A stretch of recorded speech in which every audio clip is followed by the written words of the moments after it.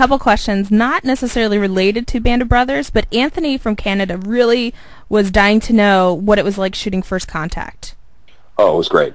First Contact was, to be, again, at the time, that was my biggest thing, obviously, and to be part of, such cinematic history of Star Trek was phenomenal.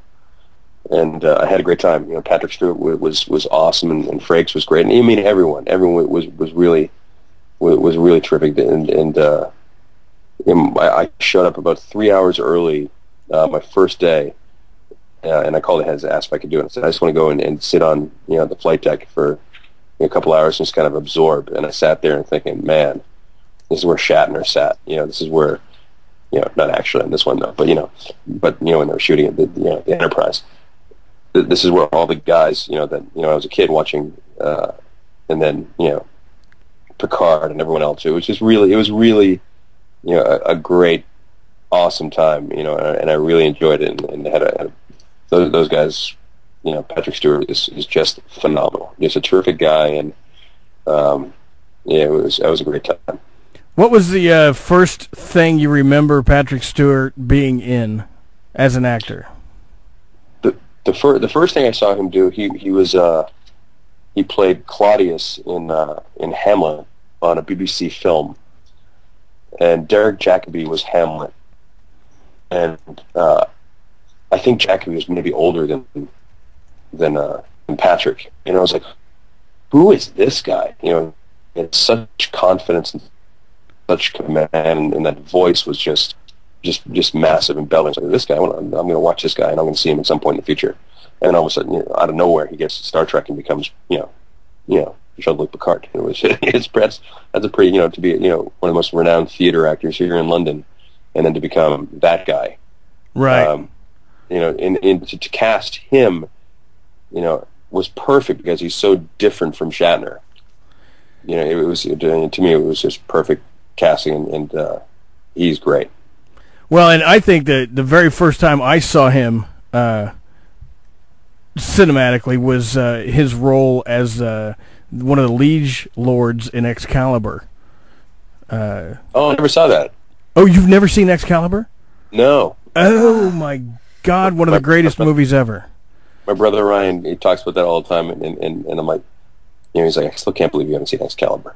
Oh my! Well, Patrick Stewart's in it, and he actually is an amazing one of the knights of the Round Table there at the end. I'm sorry to hear that you've never seen it. I do have Linda from Holland who wanted to know, out of the chat room, what was your favorite role that you've ever played to date? Well, that's pretty obvious, I think. Buck is it. But in the second place, I have to say it's pretty close second place too. Was Wyatt Kane from Tin Man. And the two of them are pretty similar characters. They're both tough as nails, all-American guys, who are dealing with, emotional baggage and how they deal with it, and trying to get through that stuff that a lot of people can't get through, and the battle of doing just that. And to me, that's I always loved playing those guys. Those are my favorite types of characters, because those are the guys that I knew, those tough as nail guys, like my dad. As I was saying earlier, that tough guy that gets through things that most guys wouldn't be able to, and how you deal with it, and how you can get through it. And so that's those are my two favorite characters, definitely by far. Well, Bonnie has another question that she always likes to ask. Have you ever thought about a question that nobody's ever asked you, and what is the answer? Yes. Yes. Exactly. Exactly. That's exactly right. The answer is it yes. all true? Yes. Yes. It's all true. Yes. Does it all feel good? Yes. Yes. Yes. Am I the luckiest man on earth? Yes. Yes. But before we go any further, we talked about the Band of Sisters, and I think that's phenomenal. There's a Band of Sisters that have, in my life, been, such a great part of, of everything, and Lori, Amy McKenzie, and Jen. I'm pretty dang sure that you guys are listening right now, and you also have changed, our lives immensely. Amy McKenzie, this great one.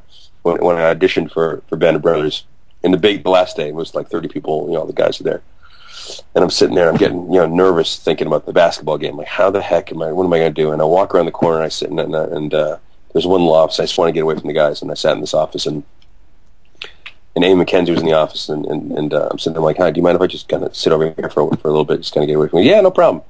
And I sat there, and she offered me a lollipop, and goes, you want boot camp? And I'm like, that lollipop that you gave me that day, it snapped me out of a lot of stuff, and I don't think she even remembered it. I'm sure she didn't remember it, but it was a very cool moment, and she was tireless on how hard she worked on Band of Brothers, amongst many other things. But yeah, there's some Band Sisters for you also.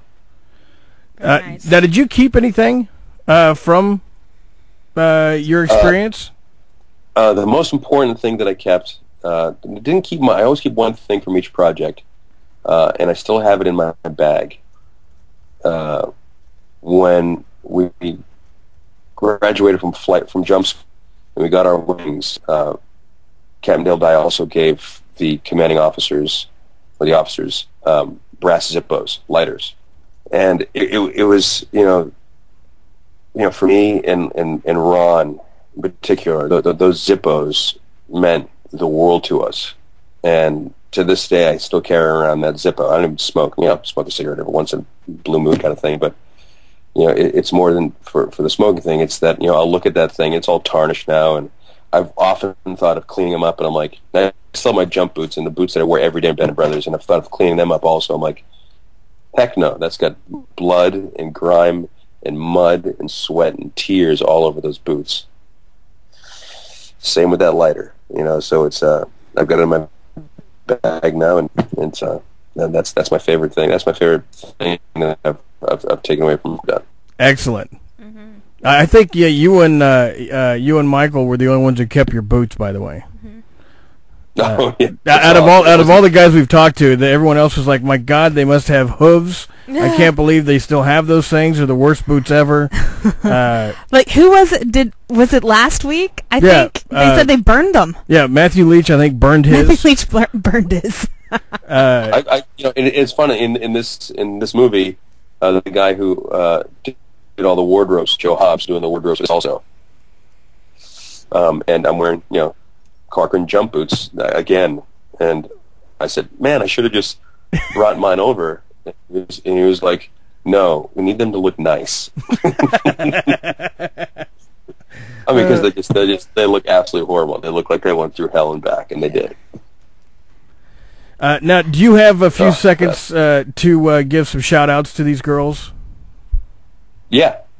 All right. You have Megan and China. Hi, Megan. How are you? Ni hao. China had to say ni hao. Elodie, Nancy Carter, Linda. Hi, Elodie. Hi, Nancy. Hi, Linda. And then China. Hi, China. Meg, Laurel J. Hi, Meg. Hi, Laurel J. Megan Cox. Hi, Megan. Can you say hi to Bonnie and Emma before Bonnie. Absolutely? Hi, Emma. Hi, Bonnie. Hi, Emma. Mashie and Keith. Hi, Mashie. Hi, Keith.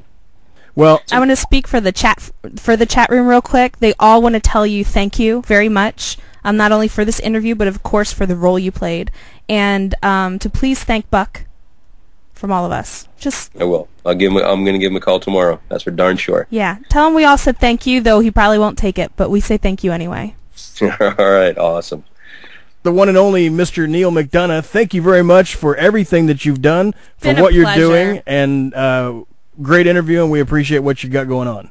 Well, thanks for making this happen tonight. Much appreciated, and I'll definitely be there to give some stick to Captain Dye next week. Oh, absolutely. We'd appreciate that. Thanks, everybody. God bless, and much appreciated.